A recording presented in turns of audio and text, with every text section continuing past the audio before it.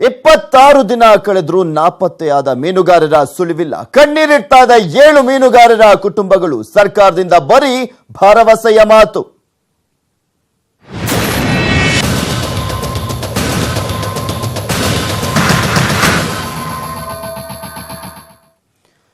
ಅಂದು ಎಚ್ಚರಿಸಿತ್ತು ನ್ಯೂಸ್ 18 ಕನ್ನಡ. ಇಂದು ಕೂಡ ಕೇಳ್ತಾ ಇದೆ ನ್ಯೂಸ್ 18 ಕನ್ನಡ, ಮಿಸ್ ಆದವರು ಎಲ್ಲಿ ಹೋದ್ರು ಅನ್ನುವ ಪ್ರಶ್ನೆಯನ್ನ ಕೇಳ್ತಾ ಇದೆ. ಯಾರು ಕೊಡ್ತಾ ಇಲ್ಲ ಜವಾಬ್ದಾರಿಯುತವಾದಂತಹ ಉತ್ತರವನ್ನ.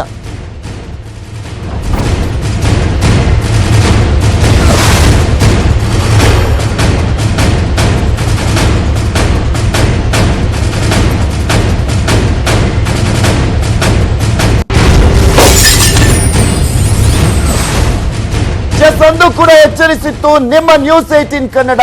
ಇಂದು ಕೂಡ ಕೇಳ್ತಾ ಇದೆ ನ್ಯೂಸ್ 18 ಕನ್ನಡ, ಮಿಸ್ ಆದವರು ಎಲ್ಲಿ ಹೋದ್ರು, ಏನ್ ಮಾಡ್ತಾ ಇದ್ದಾರೆ, ಯಾಕೆ ಇಷ್ಟು ತಡವಾಗ್ತಾ ಇದೆ ಮಿಸ್ ಆದಂತವರನ್ನ ಹುಡ್ಕೋದ್ರಲ್ಲಿ ಅನ್ನೋದ್ರ ಬಗ್ಗೆ ಪ್ರಶ್ನೆಯನ್ನ ಮಾಡ್ತಾನೆ ಇದೆ, ಸರ್ಕಾರವನ್ನ ಎಚ್ಚರಿಸ್ತಾನೆ ಇದೆ.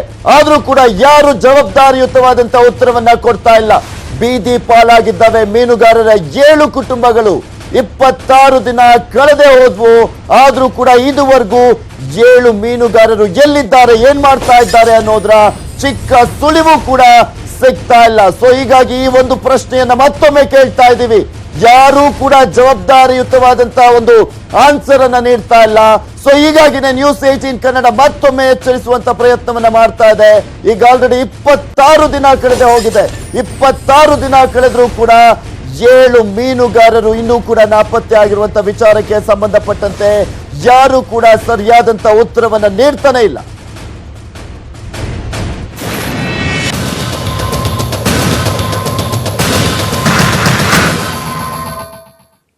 ಉಡುಪಿಯಿಂದ 7 ಮೀನುಗಾರರು ನಾಪತ್ತೆ. ಮಲ್ಪೆ ಬಂದರಿನಿಂದ ಹೋದವರು ಎಲ್ಲಿಗೆ ಅನ್ನುವ ಪ್ರಶ್ನೆ ಇದೆ.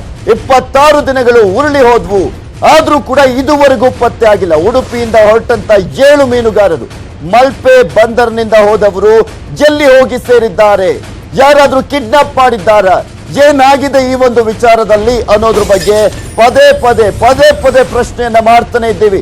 ನಾಪತ್ತೆ ಬಗ್ಗೆ ಮೊದಲು ಧ್ವನಿ ಎತ್ತಿದ್ದೆ ನಿಮ್ಮ ನ್ಯೂಸ್ 18 ಕನ್ನಡ. 7 ಜನ ಅಂತ ಸುಮ್ಮನಾಗ್ಲಿಲ್ಲ, ಇಲ್ಲಿ ಮೀನುಗಾರರು ಅಂತ ಸುಮ್ಮನಾಗ್ಲಿಲ್ಲ.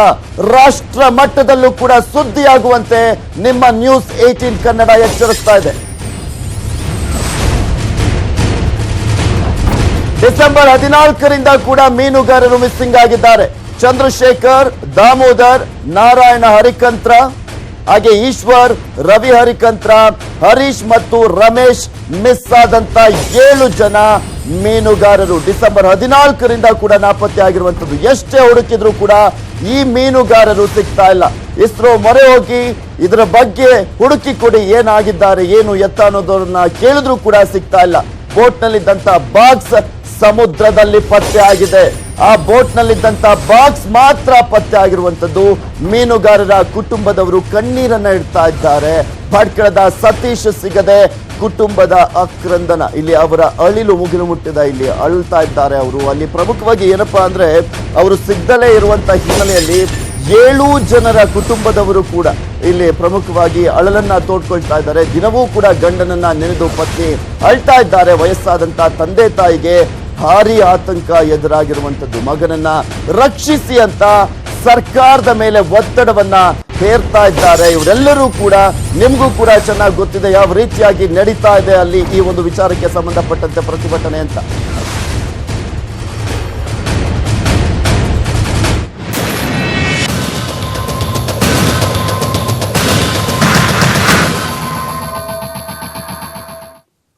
ಇನ್ನು ಕಳೆದ ಭಾನುವಾರ ಮೀನುಗಾರರ ಹೋರಾಟ ನಡೀತು. 30,000 ಮೀನುಗಾರರಿಂದ 3 ಜಿಲ್ಲೆಗಳ ಮೀನುಗಾರರು ಸೇರ್ಕೊಂಡು ಧರಣಿಯನ್ನ ಮಾಡಿದ್ರು.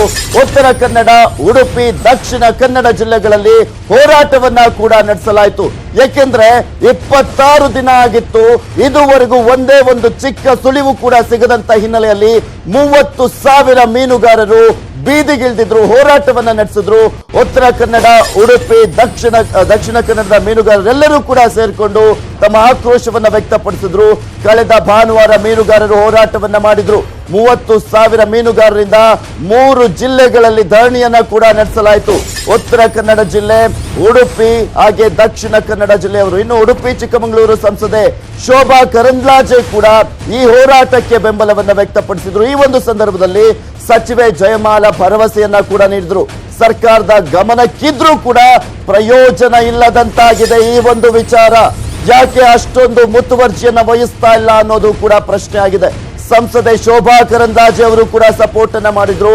ಇದೇ ಸಂದರ್ಭದಲ್ಲಿ ಉಡುಪಿಯ ಉಸ್ತುವಾರಿ ಸಚಿವರಾಗಿರುವಂತಹ ಜಯಮಾಲಾ ಅವರು ಭರವಸೆಯನ್ನ ಕೂಡ ನೀಡಿದ್ರು.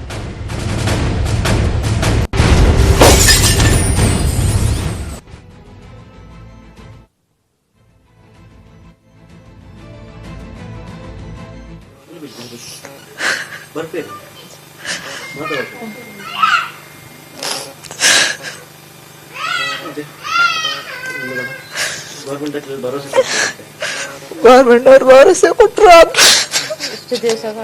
ಇಷ್ಟು ದಿವಸ ಆದ್ರೂ ಏನು ಸುದ್ದಿಲ್ಲ. ಇವತ್ತು ಬರ್ತಾರೆ, ನಾಳೆ ಬರ್ತಾರೆ ಅಂತ ಕಾಯ್ತಾ ಇಷ್ಟು ದಿವಸ ಆದ್ರೂ ಕೂಡ ಏನು ಸುಳಿವಿಲ್ಲ.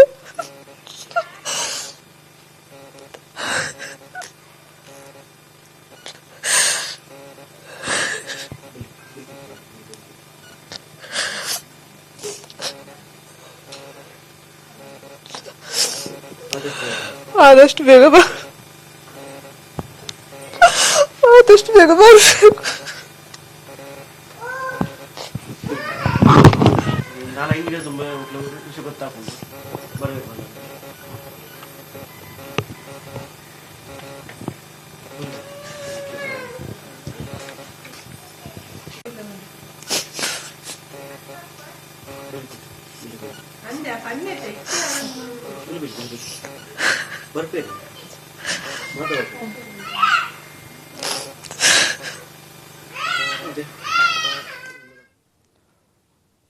ಇನ್ನು ನಾಪತ್ತೆ ಆಗಿರುವಂತಹ ಸತೀಶ್ ಅವರ ಪತ್ನಿ ಕೂಡ ನಮ್ಮ ಜೊತೆ ಮಾತನಾಡಿದ್ದಾರೆ. ಅವರ ಅಳಲನ್ನ ತೋಡ್ಕೊಂಡಿದ್ದಾರೆ. ಅವ್ರು ಏನ್ ಮಾತಾಡಿದ್ರು ಅಂತ ನೋಡೋಣ. ಆಯ್ತು, ನನ್ನ ಗಂಡ ಮನೆ ಬರಲಿಲ್ಲ, ಏನಿಲ್ಲ, ಎಲ್ಲಿದ್ದಾರೆ ಅಂತ ಗೊತ್ತು, ಒಂದು ಸುದ್ದಿಯೂ ಸಿಡಿಯೂ ಇಲ್ಲ. ಎಲ್ಲಿದ್ದಾರೆ ಅಂತ ಹುಡುಕಿ ಕೊಡಬೇಕು ಅಷ್ಟೇ. ಎಲ್ಲ ಜಿಲ್ಲಾಧಿಕಾರಿಗಳೆಲ್ಲ ಬಂದು ಹೋಗ್ತಾ ಇದ್ದಾರೆ. ಎಲ್ಲಿದ್ದಾರೆ ಒಂದು ಸುಳಿವು, ಫೋನ್ ಕಾಲು ಹುಡುಕ್ತಾ ಇದ್ದಾರೆ ಅಂತ ಹುಡುಕ್ತಿದ್ದಾರೆ ಅಂತ ಗೊತ್ತಾಗ್ತಾ ಇಲ್ಲ. ಏನು ಮಾಡೋದು ಮುಂದೆ? ಇಂದ 22 ದಿವಸ 23 ದಿವಸ ಆಯಿತು, ಕಾಲ್ ಇಲ್ಲ. ತಿಂಗಳಗಟ್ಲೆ ಆಯ್ತೇ ಬಂತು, ಇನ್ನೂ ಕಾಲ್ ಇಲ್ಲ, ಏನಿಲ್ಲ. ಅದು ಚಿಕ್ಕ ಪುಟ್ಟ ಮಗು ಇದೆ, 9 ತಿಂಗಳ ಮಗು ಇದೆ ಸರ್. ಸರ್, ಎಷ್ಟು ದಿವಸ ಆಯಿತು ನನ್ನ ಗಂಡ ಮನೆ ಬರಲಿಲ್ಲ, ಏನಿಲ್ಲ, ಎಲ್ಲಿದ್ದಾರೆ ಅಂತ ಗೊತ್ತು, ಒಂದು ಸುದ್ದಿಯೂ ಸಿಡಿಯೂ ಇಲ್ಲ. ಎಲ್ಲಿದ್ದಾರೆ ಅಂತ ಹುಡುಕಿ ಕೊಡಬೇಕು ಅಷ್ಟೇ. ಎಲ್ಲ ಜಿಲ್ಲಾಧಿಕಾರಿಗಳೆಲ್ಲ ಬಂದು ಹೋಗ್ತಾ ಇದ್ದಾರೆ. ಎಲ್ಲಿದ್ದಾರೆ ಒಂದು ಸುಳಿವು, ಫೋನ್ ಕಾಲು ಹುಡುಕ್ತಾ ಇದ್ದಾರೆ ಅಂತ ಹುಡುಕ್ತಿದ್ದಾರೆ ಅಂತ ಗೊತ್ತಾಗ್ತಾ ಇಲ್ಲ. ಏನು ಮಾಡೋದು ಮುಂದೆ? ಇಂದ 22 ದಿವಸ 23 ದಿವಸ ಆಯಿತು, ಕಾಲ್ ಇಲ್ಲ. ತಿಂಗಳಗಟ್ಲೆ ಆಯ್ತೇ ಬಂತು, ಇನ್ನೂ ಕಾಲ್ ಇಲ್ಲ, ಏನಿಲ್ಲ. ಅದು ಚಿಕ್ಕ ಪುಟ್ಟ ಮಗು ಇದೆ, 9 ತಿಂಗಳ ಮಗು ಇದೆ ಸರ್. ಸರ್, ನೋಡ್ತಾ ಇದೀವಿ ಅವರ ಕುಟುಂಬದವರ ಅಳಲನ್ನ. ಈಗ ಆಲ್ರೆಡಿ 26 ದಿನ ಆಗ್ತಾ ಇದೆ. ಯಾರು ಇದರ ಬಗ್ಗೆ ಒಬ್ರು ಕೂಡ ಒಂದು ಮಾಹಿತಿಯನ್ನ ನೀಡ್ತಾ ಇಲ್ಲ. ನಮ್ಮ ಕುಟುಂಬದ ಆಧಾರ ಸ್ತಂಭವಾಗಿದ್ದಂಥವರನ್ನ ಕಳ್ಕೊಂಡಿದ್ದೀವಿ. ಈಗಷ್ಟೇ ಪ್ರತಿಮಾ ಅವರು ಮಾತನಾಡಿದ್ರು. ಸತೀಶ್ ಅವರ ಪತ್ನಿಯವರು 9 ತಿಂಗಳ ಮಗು ಇದೆ, ಏನ್ ಮಾಡ್ಲಿ, ಯಾವ ರೀತಿಯಾಗಿ ಜೀವನ ಮಾಡ್ಲಿ, ಅವ್ರು ಎಲ್ಲಿ ಅದ್ರ ಬಗ್ಗೆ ಒಂಚೂರು ಮಾಹಿತಿನೇ ಸಿಗ್ತಿಲ್ಲ ಅಂತ ತಮ್ಮ ಅಳಲನ್ನ ತೋಡ್ಕೊಂಡ್ರು. ಇವತ್ತು ಕರಾವಳಿ ಇಡೀ ಜನರು ಮೌನವಾಗಿದ್ದಾರೆ. ಏಕೆಂದರೆ ಕರಾವಳಿಯ ಇತಿಹಾಸದಲ್ಲಿ ಇಂಥ ಘಟನೆ ನಡೆದದ್ದು ಪ್ರಥಮ ಬಾರಿಗೆ. ಇವತ್ತು ನಾವು ರಾಜ್ಯ ಸರ್ಕಾರ ಈ ಬಗ್ಗೆ ಯಾವುದೇ ಒಂದು ಜಿಲ್ಲಾಡಳಿತದ ಒಂದು ಸಭೆಯನ್ನು ಕರೆದು ಮೀನುಗಾರಿಕೆ ಸಚಿವರು ಈ ಕರಾವಳಿ ಭಾಗಕ್ಕೆ ಭೇಟಿ ಕೊಡುವ ಮೂಲಕ ಅವರಿಗೊಂದು ಸಂತಾನ ಹೇಳುವಂಥ ಕೆಲಸ ಯಾವುದನ್ನು ಕೂಡ ಈ ತನಕ ಮಾಡದೆ ಇವತ್ತು ಸಂಪೂರ್ಣವಾಗಿ ನಮ್ಮ ಮೀನುಗಾರರನ್ನು ಕಡೆಗಣಿಸುವ ಮೂಲಕ ಇವತ್ತು ಮೀನುಗಾರರನ್ನು ಅನಾಥವಾಗಿ ಇವತ್ತು ರಾಜ್ಯ ಸರ್ಕಾರ ಮಾಡಿ, ಓರ್ವ ರೈತರ ಆತ್ಮಹತ್ಯೆ ಆದರೆ ಅದನ್ನ ದೊಡ್ಡದಾಗಿ ಇಶ್ಯೂ ಮಾಡಿಕೊಂಡು ವಿಧಾನಸಭೆಗಳಲ್ಲಿ ಕೂಡ ಎಲ್ಲ ಗೋಟುಗಳು ಕಂಪಿಸುವ ರೀತಿಯಲ್ಲಿ ಸದ್ದುಗಳಾಗ್ತವೆ. ಆದರೆ ಈ 7 ಜನ ಮೀನುಗಾರರು ಇವತ್ತು 20 ದಿನ ಆದರೂ ಕೂಡ ಅವರ ಜೀವ ಏನಾಗಿದೆ, ಎಲ್ಲಿದ್ದಾರೆ, ಬೋಟ್ ಹೇಗಿದೆ ಅನ್ನುವಂಥದ್ದನ್ನ ಇದುವರೆಗೂ ಪತ್ತೆ ಹಚ್ಚಲಿಲ್ಲ. ಈ ದಿವ್ಯ ನಿರ್ಲಕ್ಷ್ಯವನ್ನು ನಾವು ಖಂಡಿಸ್ತೇವೆ. ಅತಿ ಶೀಘ್ರದಲ್ಲಿ ನಾಪತ್ತೆ ಆಗಿರುವಂತಹ ಈ ಮೀನುಗಾರರ ಒಂದು ಪತ್ತೆ ಕಾರ್ಯವನ್ನ ರಾಜ್ಯ ಸರ್ಕಾರ ಜೊತೆಗೆ ಸಂಬಂಧಪಟ್ಟಂತ ಕೇಂದ್ರ ಸರ್ಕಾರ ಅಧಿಕಾರಿಗಳ ಜೊತೆ ನಿರಂತರವಾದ ಸಂಪರ್ಕವನ್ನ ಮಾಡಿ ಅವರನ್ನ ಹುಡುಕಿಕೊಡುವಂತ ಕೆಲಸ ಮಾಡಬೇಕು. ಸೈನ ಈ ಕುರಿತಂತೆ ಮಾತಾಡ್ಲಿಕ್ಕೆ ನಮ್ ಜೊತೆ ಚಂದ್ರಶೇಖರ್, ನಾಪತ್ತೆ ಆಗಿರುವಂತಹ ಮೀನುಗಾರರ ಕುಟುಂಬದ ಅಂದ್ರೆ ಚಂದ್ರಶೇಖರ್ ಅವರ ಸಹೋದರ ಗಣೇಶ್ ಕೋಟ್ಯಾನ್ ಅವರು ನೇರ ಸಂಪರ್ಕದಲ್ಲಿ ಜಾಯ್ನ್ ಆಗ್ತಾ ಇದ್ದಾರೆ. ನಮಸ್ಕಾರ ಗಣೇಶ್ ಅವರೇ. ನಮಸ್ಕಾರ. ಎಷ್ಟು ಮಿಸ್ ಮಾಡ್ಕೊಳ್ತಿದ್ದೀರಾ ನಿಮ್ ಸಹೋದರ? ನಮಸ್ಕಾರ.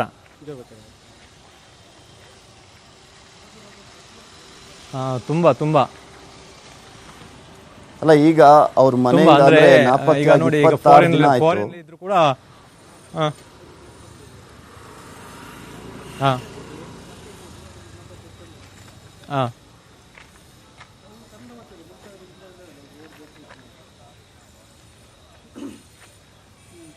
ಎಸ್, ಅವ್ರು ನಾಪತ್ತೆಯಾಗಿ 26 ದಿನ ಆಯ್ತು ಗಣೇಶ್ ಅವರೇ.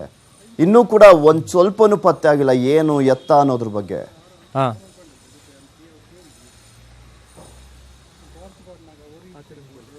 ಅಂದ್ರೆ ಆ ಬಗ್ಗೆ ನಮ್ಗೇನು ಗೊತ್ತಾಗುದಿಲ್ಲ. ಅಂದ್ರೆ ಈಗ ಬೋಟು ಮಿಸ್ಸಿಂಗ್ ಅಂದ್ರೆ ಯಾರು ಹೈಜಾಕ್ ಮಾಡಿರೋ ಚಾನ್ಸಸ್ ಜಾಸ್ತಿ, ಅಥವಾ ಟೆಫ್ಟ್ ಮಾಡಿರೋ ಚಾನ್ಸಸ್ ಜಾಸ್ತಿ.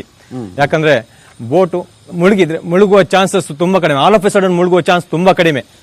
ಅಂದ್ರೆ ಒಂದು ಬೋಟ್ ಏನಾದ್ರು ಆಕ್ಸಿಡೆಂಟ್ ಆಗಿ ಮುಳುಗುದಿದ್ರೆ ಮಿನಿಮಮ್ ಒಂದು 3.5 ಗಂಟೆಯಿಂದ 4 ಗಂಟೆ ಖಂಡಿತ ತಗೊಳ್ತದೆ. ಆ ಒಂದು 3.5ರಿಂದ 4 ಗಂಟೆ ಒಳಗೆ ಅವರಲ್ಲಿದ್ದ ಇದು ವೈರ್ಲೆಸ್ ಅಲ್ಲಿ ಅವರು ಯಾರನ್ನಾದ್ರೂ ಕನೆಕ್ಟ್ ಮಾಡ್ಕೊಂಡು ಅವರ ಒಟ್ಟಿಗಿದ್ದ ಬೋಟ್ನವರನ್ನೆಲ್ಲ ಕನೆಕ್ಟ್ ಮಾಡ್ಕೊಂಡು ಖಂಡಿತ ಸರ್ವೈವ್ ಆಗೋಗಿತ್ತು. ಓಕೆ, ಈ ಹಿಂದೆ ಏನಾದ್ರೂ ಈ ರೀತಿಯಾದಂತ ಘಟನೆ ಆಗಿತ್ತಾ?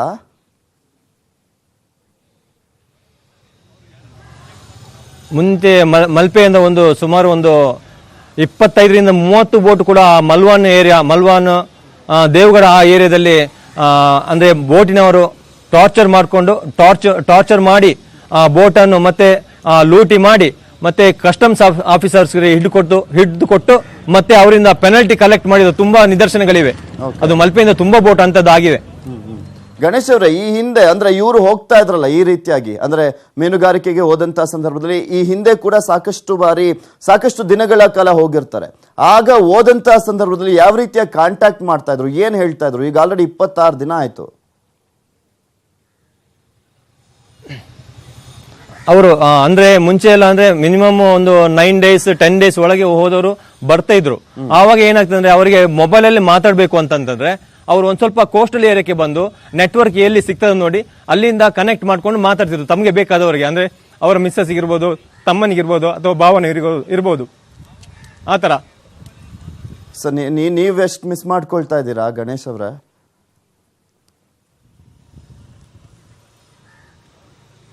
ಅದು ನಮ್ಗೆ ಮಾತ್ರ ಗೊತ್ತಾಗೋದಿಲ್ಲ ಸರ್.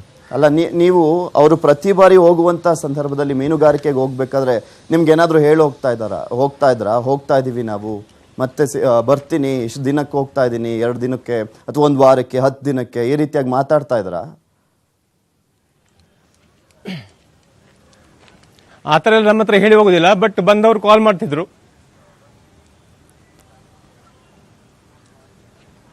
ನಾನು ವಾಪಸ್ ಮಾತಾಡ್ತಿದ್ದೆ. ಮಾತಾಡಿ ಬಂದ ಕೆಲವೊಮ್ಮೆ ಟೈಮ್ ಇದ್ರೆ ಮೀಟ್ ಆಗ್ತಿದ್ವಿ.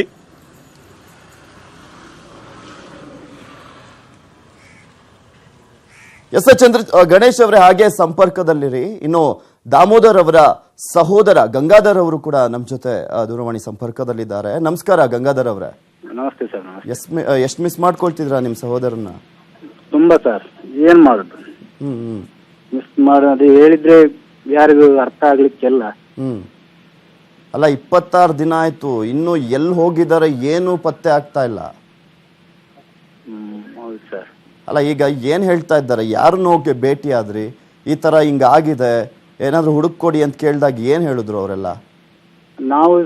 ನಾವಾಗೆ ಹುಡ್ಕೊಂಡು ಹೋಗಿದ್ದೇವೆ ಸರ್. ಸಾಧಾರಣ ಮುಂಬೈ ತನಕ ನಾವೇ ಹುಡ್ಕೊಂಡು ಹೋಗಿದ್ದೇವೆ. ಎಲ್ಲ ಬಂದರ್ ಕೋಸ್ಟ್ ಗಾರ್ಡ್ ಬೋಟ್ ಅಲ್ಲಿ ಎಲ್ಲ ಅವರೊಟ್ಟಿಗೆ ನಾವು ಸುತ್ತಾಡಿದ್ದೇವೆ. ಓಕೆ, ನೀವು ಹೋಗ್ತಾ ಇದ್ದೀರಾ? ನಾನು ಹೋಗಿದ್ದೆ. ಅವನು 6 ದಿವಸ ಅಲ್ಲಿ ಇದ್ದೆ, ಮಹಾರಾಷ್ಟ್ರದಲ್ಲಿ ಇದ್ದೆ. ನಮಗೂ ಯಾವ್ದು ಸುಳಿವು ಸಿಗ್ಲಿಲ್ಲ ಸರ್. ನೀವು ಹುಡುಕಿದ್ರು ಕೂಡ ಯಾವ್ದ್ರ ಬಗ್ಗೆನೂ ಗೊತ್ತಾಗ್ತಾ ಇಲ್ಲ. ಇಲ್ಲಿ ಬೋಟ್ ಏನಾಯ್ತು ಅನ್ನೋದು ಗೊತ್ತಾಗ್ತಾ ಇಲ್ವಾ? ಬೋಟ್ ಅಂದ್ರೆ ಮುಳುಗಿಲ್ಲ ಸರ್. ಇದೊಂದು ನಾವಾಗಿ ಕರೆಕ್ಟ್ ಆಗಿ ಹೇಳ್ತೇವೆ, 100% ಬೋಟ್ ಮುಳುಗಿಲ್ಲ. ಓಕೆ, ಬೋಟ್ ಯಾರ್ದ ಕೈವಶದಲ್ಲಿದೆ ಅಷ್ಟೇ. ಏನ್ ಅನುಮಾನ, ಯಾವ ರೀತಿಯಾಗಿ ಏನಾಗಿರ್ಬೋದು ಅನಿಸ್ತಾ ಇದೆ ನಿಮ್ಗೆ? ಯಾಕಂದ್ರೆ ಸರ್ ಇದು ಈ ಪೊಲೀಸ್ ಡಿಪಾರ್ಟ್ಮೆಂಟ್ ಇನ್ನಿತರ ಅಧಿಕಾರಿಗಳೆಲ್ಲ ನಾವು ಕರೆಬದಿ ಅಂದ್ರೆ ಬಂದರ್ನಲ್ಲಿ ಬೋಟ್ ಇಲ್ಲ ಅಂದ್ರೆ ನಾವು ಹೈಜಾಕ್ ಅಂತ ಹೇಳ್ಬೋದು ಸರ್, ಟೆರರಿಸ್ಟ್ ಅಟ್ಯಾಕ್ ಅಂತ ಹೇಳ್ಬೋದು ಸರ್, ಮತ್ತೇನು ಹೇಳಲಿಕ್ಕಿಲ್ಲಲ್ಲ. Okay okay. ಈಗ ನೀವು ಪೊಲೀಸರಿಗೆ ಇದನ್ನೆಲ್ಲ ನಿಮ್ಗೆ ಗೊತ್ತಿರುವಂತ ಮಾಹಿತಿ ಪ್ರಕಾರ ಹೇಳಿರ್ತೀರಾ ಈ ರೀತಿಯಾಗಿ ಆಗಿರುತ್ತೆ ಅಂತ. ಅವ್ರು ಏನ್ ಮಾಡ್ತಾ ಇದಾರೆ ಅಂತ, ಯಾವ ರೀತಿಯಾಗಿ ಹುಡುಕ್ತಾ ಇದಾರೆ ಅವರು? ಅವರು ಉಡುಪಿ ಜಿಲ್ಲೆಯಲ್ಲಿ ಒಂದ್ ಎರಡ್ ಮೂರು ಟೀಮ್ ನಮ್ಮೊಟ್ಟಿಗೆ ಇತ್ತು, ಈಗ ಒಂದು ಟೀಮ್ ಉಂಟು. ಅವರ ಪ್ರಯತ್ನ ಅವ್ರು ಮಾಡ್ತಿದ್ದಾರೆ. ನಾವಾಗಿ ಈ ತರ ಮಾಡಿ ಆ ತರ ಮಾಡಿ ಅಂದ್ರೆ ಅವ್ರಿಗೆ ಪೊಲೀಸ್ನವರಂದ್ರೆ ಅವರ ತಕ್ಕ ಮಟ್ಟಿಗೆ ಅವ್ರ ಕೆಲಸ ಮಾಡ್ತಿರ್ತಾರೆ ಸರ್. ಎಸ್ ಗಂಗಾಧರ್ ಅವರೇ, ಅಂದ್ರೆ ನೀವು ಹುಡುಕ್ತಾನೆ ಇದ್ದೀರಾ, ಇಲ್ಲಿ ಯಾವ್ದೋ ಒಂದು ಬಾಕ್ಸ್ ಸಿಕ್ತು ಅಂತ ಹೇಳ್ತಾ ಇದ್ರು, SD ಬಾಕ್ಸ್ ಅನ್ನೋದು ಏನದು? ಅದು ಆ ಬೋಟಿಗೆ ಸಂಬಂಧಪಟ್ಟಿದ್ದೇನಾ? ಹೌದು ಸರ್, ಅಂತ ಬಾಕ್ಸ್ ಸಾಧಾರಣ ಬೋಟ್ನಿಂದ 100ರಿಂದ 150 ತನಕ ಮಾಮೂಲಿ ಇರುವಂತ ಬಾಕ್ಸ್. ಅದೇ ಬೋಟ್ ಹೈಜಾಕ್ ಮಾಡುವವರು ಏನಾದ್ರೂ ಇನ್ನು ಹುಡುಕ್ಬಾರ್ದಂತ ನಮ್ ದಾರಿ ತಪ್ಪಿಸ್ಲಿಕ್ಕೆ ಬಿಸಾಡ್ಲಿಕ್ಕೂ ಸಾಕು. ಯಾಕಂದ್ರೆ ಅದೇ ಮೂರೇ ವಸ್ತು ಸಿಗ್ಬಾರ್ದು ವಸ್ತು ಅಲ್ಲ, ಅದಕ್ಕಿಂತ ವಸ್ತು ಎಲ್ಲ ಇದೆ ಜಾಸ್ತಿ. ನೀರು ಕಡಿಮೆ ಅಂದ್ರೆ ಒಂದು 250-300 ವಸ್ತು ಏನಾದ್ರೂ ತೇಳ್ಬೇಕು ಬೋಟ್ ಅಡಿಗೆ ಹೋದ್ರೆ. ಆದ್ರೆ ನೇವಿ ಸ್ಟೀಮರ್ ಆ ರೂಟ್ ನಲ್ಲಿ ಯಾವ್ದು ಹೋಗ್ಲಿಲ್ಲ ಅಂತ ರಿಪೋರ್ಟ್ ಇದೆ. ಆ ನಂತರ ನಮ್ ಬೋಟ್ ಈ ಕಬ್ಬಣ ಬೋಟ್ ಮರದ ಬೋಟ್ಗೆ ಡ್ಯಾಶ್ ಆದ್ರೆ ಕಬ್ಬಣ ಬೋಟ್ ಅಡಿಗೆ ಹೋಗೋ ಚಾನ್ಸಸ್ ಇಲ್ಲ. ಓಕೆ. ಅಲ್ಲ, ಇಲ್ಲಿ ಗಣೇಶ್ ಅವರು ಕೂಡ ಮಾತಾಡ್ತಾ ಹೇಳ್ತಾ ಇದ್ರು, ಚಂದ್ರಶೇಖರ್ ಅವರ ಸಹೋದರ, ಅಂದ್ರೆ ಸರ್ ನಾಪತ್ತೆ ಆಗಿರೋದಂತೂ 100%, ಯಾಕೆಂದ್ರೆ ಇನ್ನೇನು ಆಗಿರ್ಲಿಕ್ಕೆ ಸಾಧ್ಯ ಇಲ್ಲ. ವೈರ್ಲೆಸ್ ಅಲ್ಲಿ ಮಾತಾಡಿ ನಮ್ಗೆ ಎಲ್ಲ ಮಾಹಿತಿಯನ್ನು ಹೇಳಿರೋರು ಅಂದ್ರೆ ಈ ಹಿಂದೆ ಹೋದಂತ ಸಂದರ್ಭದಲ್ಲಿ ಅಂತ, ಬಟ್ ಈ ಬಾರಿ ನಮ್ಗೆ ಏನು ಗೊತ್ತಾಗ್ತಾ ಇಲ್ಲ ಅಂತ ಹೇಳ್ತಾ ಇದ್ರು. ಹೌದು ಸರ್, ಯಾಕಂದ್ರೆ ವೈರ್ಲೆಸ್ ಮುಖಾಂತರ ನಾವು ಅಚಾನಕ್ ಏನಾದ್ರೂ ಆಗುದಾದ್ರೆ, ವೈರ್ಲೆಸ್ ಅಂದ್ರೆ ಒಂದು ಕರೆಂಟ್ ಸಿಸ್ಟಮ್ ನಲ್ಲಿ ಕನೆಕ್ಷನ್ ಇರುವಂತ ವಸ್ತು, ಅದು ಬ್ಯಾಟ್ರಿ ಸಿಸ್ಟಮ್ ಮೇಲೆ ಉಂಟು. ಬೋಟ್ ಮುಳುಗುದಾದ್ರು ಒಂದ್ ವೇಳೆ ಆ ಬೋಟ್ ಸಂಪೂರ್ಣ ಮುಳುಗಿದ ಮೇಲೆ ಬ್ಯಾಟ್ರಿ ಲೋ ಆಗ್ತದೆ, ವೈರ್ಲೆಸ್ ಕನೆಕ್ಷನ್ ಬರುದಿಲ್ಲ.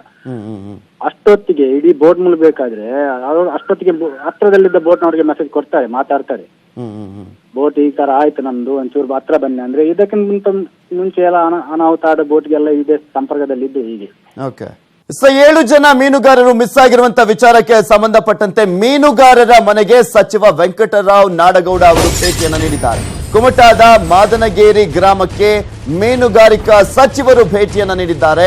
ನಾಪತ್ತೆ ಆದಂತ ಸತೀಶ್ ಹರಿಕಂತ್ರ ಕುಟುಂಬಕ್ಕೆ ಸಾಂತ್ವನವನ್ನ ಹೇಳಿದ್ದಾರೆ. ಮೀನುಗಾರಿಕಾ ಸಚಿವರಾಗಿರುವಂತಹ ವೆಂಕಟರಾವ್ ನಾಡಗೌಡ ಅವರು ನಾಪತ್ತೆಯಾಗಿ 26 ದಿನ ಆದ ಮೇಲೆ ಈಗ ಮೀನುಗಾರಿಕಾ ಸಚಿವರು ಅವರ ಕುಟುಂಬಕ್ಕೆ ಬಂದು ಸಾಂತ್ವನವನ್ನ ಹೇಳುವಂತ ಕೆಲಸವನ್ನ ಮಾಡ್ತಾ ಇದ್ದಾರೆ. ಸಚಿವರ ಮುಂದೆ ಕಣ್ಣೀರನ್ನ ಹಾಕಿದ್ದಾರೆ ಸತೀಶ್ ಅವರ ಪತ್ನಿ. ಸರ್ಕಾರ ನಿಮ್ಮೊಂದಿಗಿದೆ, ಮಗನನ್ನ ನಾವು ಹುಡುಕೊಡ್ತೀವಿ. ಸತೀಶ್ ಕುಟುಂಬಕ್ಕೆ ಈ ರೀತಿಯಾಗಿ ಸಚಿವ ನಾಡಗೌಡ ಅವರು ಅಭಯವನ್ನ ನೀಡ್ತಾ ಇದ್ದಾರೆ.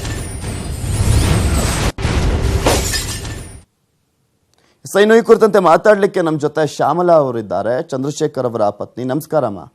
ನಮಸ್ಕಾರ. ಎಸ್, ಅವ್ರು ಕಾಣೆಯಾಗಿ ಆಲ್ರೆಡಿ 26 ದಿನ ಆಯ್ತು. ನೀವು ಎಷ್ಟು ಮಿಸ್ ಮಾಡ್ಕೊಳ್ತಿದ್ದೀರಾ ಅಂತ, ಯಾಕೆಂದ್ರೆ ನಿಮ್ ಜೊತೆಲ್ಲೇ ಇದ್ದಂಥವ್ರು ಈಗ 26 ದಿನದಿಂದ ಕಾಣಿಸ್ತಾ ಇಲ್ಲ ಅಂದ್ರೆ ಎಂಥವ್ರಿಗಾದ್ರೂ ಕೂಡ ನೋವಾಗುತ್ತೆ, ಅದರಲ್ಲೂ ನೀವು ಅವ್ರ ಪತ್ನಿ. ಹೌದು ಸರ್, ತುಂಬಾ ಮಿಸ್ ಮಾಡ್ಕೊಳ್ತಿದ್ದೇನೆ. ಈಗ ಅಂದ್ರೆ ಎಷ್ಟು ವರ್ಷ ಆಯ್ತು ನಿಮ್ ಮದ್ವೆ ಆಗಿ? ಮದುವೆಗೆ 10 ವರ್ಷ ಆಯ್ತು. ಏನ್ ಹೇಳೋಗಿದ್ರು ಹೋಗ್ಬೇಕಾದ್ರೆ? ಏನಿಲ್ಲ, ಮಾಮೂಲಿ ಹೋಗ್ತಾ ಇದ್ರಲ್ಲ ಬೀಚ್ಗೆ ಹೋದ್ರೆ ಎಲ್ಲ ಆಗುದಿಲ್ಲ, ಲೈಟ್ ಆಗುದಿಲ್ಲ, ಫೋನ್ ಮಾಡುದಿಲ್ಲ ಅವರು. ಹೇಳ್ತಾರೆ ದೂರ ಎಲ್ಲ ಹೋದ್ರೆ ಆಗುದಿಲ್ಲ ಫೋನ್ ಅಂತ ಹೇಳ್ತಿದ್ರು. ಇಲ್ಲ ಬೀಚ್ ಎಲ್ಲ ಇದ್ರೆ ದಿವಸ ಕೂಡ ಮಾಡ್ತಿದ್ರು ಫೋನ್. ಓಕೆ. ಅಲ್ಲ, ಈ ಹಿಂದೆ ಈ ರೀತಿಯಾಗಿ ಹೋಗಿದ್ರಲ್ಲ, ಅವಾಗ ಒಂದು 10 ದಿನ ಇದ್ದಂತ ಸಂದರ್ಭದಲ್ಲಿ 2 ದಿನಕ್ಕೆ ಒಂದ್ಸಲಿ 3 ದಿನಕ್ಕೆ ಒಂದ್ಸಲಿ ಏನಾದ್ರು ಫೋನ್ ಮಾಡ್ತಿದ್ರಾ? ನಾನು ಬರ್ತೀನಿ, ಸ್ವಲ್ಪ ದಿನ ಲೇಟ್ ಆಗುತ್ತೆ, ಈ ರೀತಿಯಾಗಿ ಏನಾದ್ರು ಫೋನ್ ಮಾಡ್ತಿದ್ರ? ಮಾಡ್ತಿದ್ರು ದಿವಸ ಕೂಡ ಮಾಡ್ತಾರೆ. ಓಕೆ. ಈ ಬಾರಿ ಏನಾದ್ರು ಫೋನ್ ಮಾಡಿದ್ರಾ? ಇಲ್ಲ, ಒಂದು ಸಲ ಕೂಡ ಆಗ್ಲಿಲ್ಲ, ಫೋನ್ ಆಗ್ಲಿಲ್ಲ, ರೀಚಾರ್ಜ್ ಇರ್ಲಿಲ್ಲ.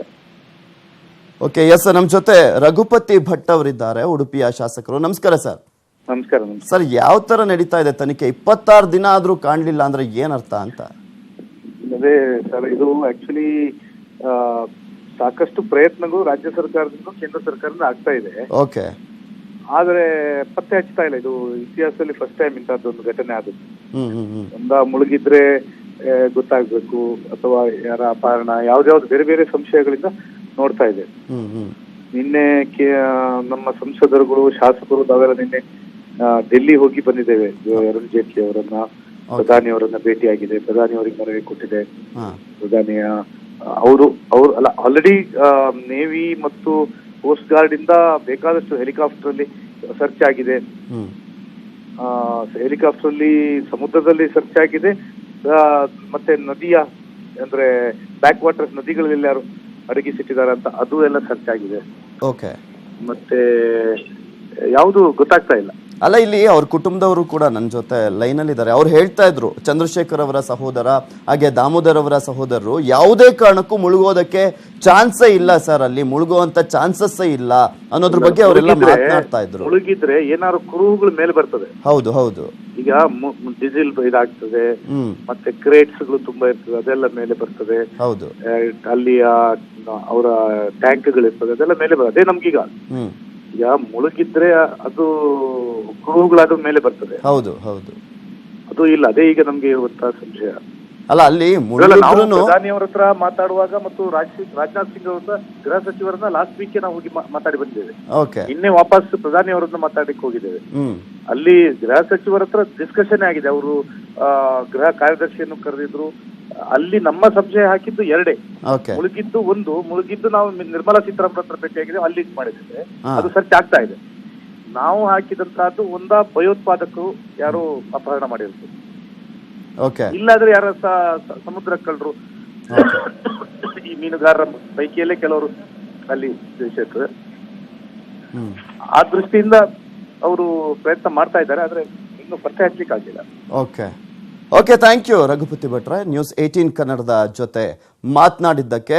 ಎಸ್ ಶ್ಯಾಮಲಾ ಅವರೇ ಹಾಗೆ ಸಂಪರ್ಕದಲ್ಲಿರಿ, ಮತ್ತೆ ಗಣೇಶ್ ಮತ್ತು ದಾಮೋದರ್ ಅವರ ಸಹೋದರ ಹಾಗೆ ನಮ್ಮ ಜೊತೆ ಸಂಪರ್ಕದಲ್ಲಿದ್ದಾರೆ.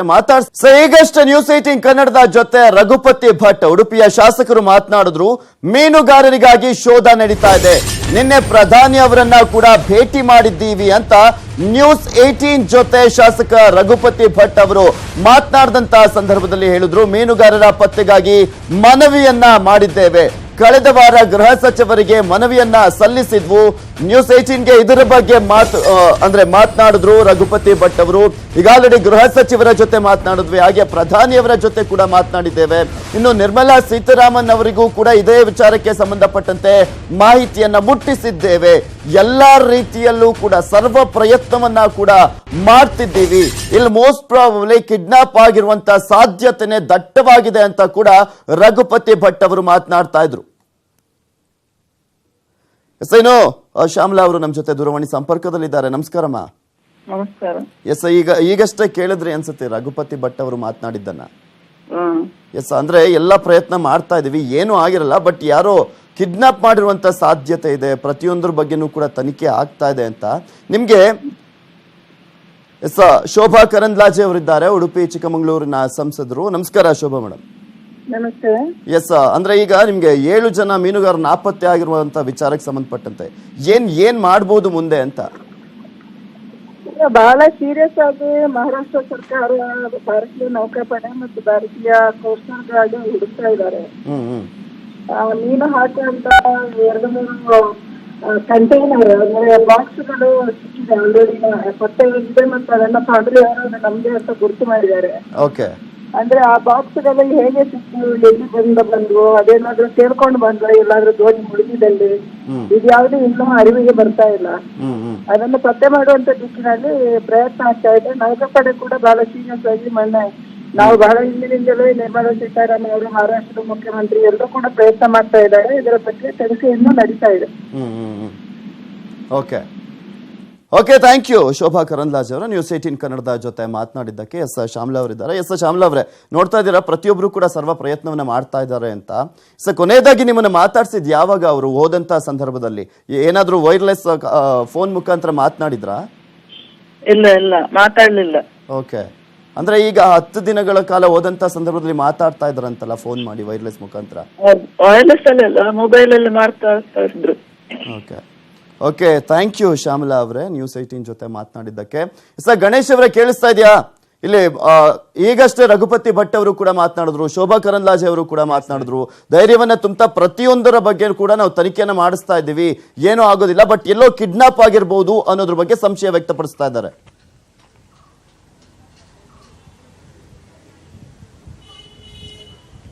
ಖಂಡಿತ ಮೋಸ್ಟ್ಲಿ ಅದೇ ಚಾನ್ಸಸ್ ಜಾಸ್ತಿ ಇದೆ, ತುಂಬಾ ಜಾಸ್ತಿ ಇದೆ.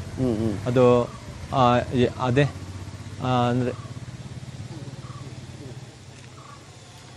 ಓಕೆ, ಥ್ಯಾಂಕ್ ಯು ಗಣೇಶ್ ಅವರೇ, ನ್ಯೂಸ್ 18 ಕನ್ನಡದ ಜೊತೆ ಮಾತನಾಡಿದ್ದಕ್ಕೆ.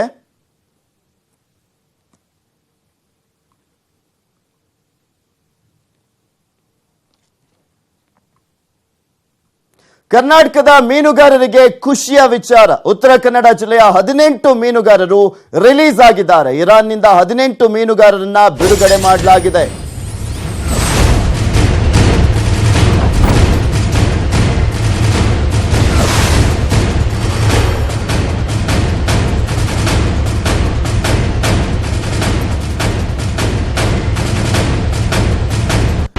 ನೋಡ್ತಾ ಇದ್ದೀವಿ, ಒಂದ್ ಕಡೆ 7 ಜನ ಮೀನುಗಾರರು ನಾಪತ್ತೆ ಆಗಿರುವಂತ ವಿಚಾರಕ್ಕೆ ಸಂಬಂಧಪಟ್ಟಂತೆ ಆ 7 ಜನ ಕುಟುಂಬದವರು ಅಳಲನ್ನ ತೋಡ್ಕೊಳ್ತಾ ಇರುವಂತ ವಿಚಾರವನ್ನ ನೋಡ್ತಾ ಇದ್ವಿ. ತುಂಬಾ ದುಃಖಿತರಾಗಿದ್ದಾರೆ. ಮತ್ತು ಒಂದ್ ಕಡೆ 18 ಜನ ಮೀನುಗಾರರು ಅವರನ್ನ ಅಂದ್ರೆ ಏನು ಇರಾನ್ ನಲ್ಲಿ ಬಂಧಿಸಲಾಗಿತ್ತು ಅವರನ್ನ ಇರಾನ್ ನಿಂದ ಈಗ ಬಿಡುಗಡೆ ಮಾಡಲಾಗಿದೆ. ಇದು ಒಂದ್ ಕಡೆ ಖುಷಿಯ ವಿಚಾರ ಮತ್ತು ಒಂದ್ ಕಡೆ ದುಃಖದ ವಿಚಾರ. ಅಕ್ರಮ ಗಡಿ ಉಲ್ಲಂಘನೆ ಕೇಸಲ್ಲಿ ಅರೆಸ್ಟ್ ಆಗಿದ್ರು 18 ಜನ. ಅವರನ್ನ ಕೇಂದ್ರ ಸರ್ಕಾರ ಸಾಕಷ್ಟು ಮನವಿಯನ್ನ ಮಾಡಿಕೊಂಡಿತ್ತು ಇರಾನ್ ಸರ್ಕಾರಕ್ಕೆ. ಸೊ ಹೀಗಾಗಿ ಇರಾನ್ ಸರ್ಕಾರ ಈಗ 18 ಜನ ಮೀನುಗಾರರನ್ನ ಬಿಡುಗಡೆ ಮಾಡಿರುವಂತದ್ದು. ಸೊ ಹೀಗಾಗಿ ಇವತ್ತು ಇರಾನ್ ನಿಂದ ಬಿಡುಗಡೆ ಆಗ್ತಾ ಇದ್ದಾರೆ 18 ಜನ ಮೀನುಗಾರರು.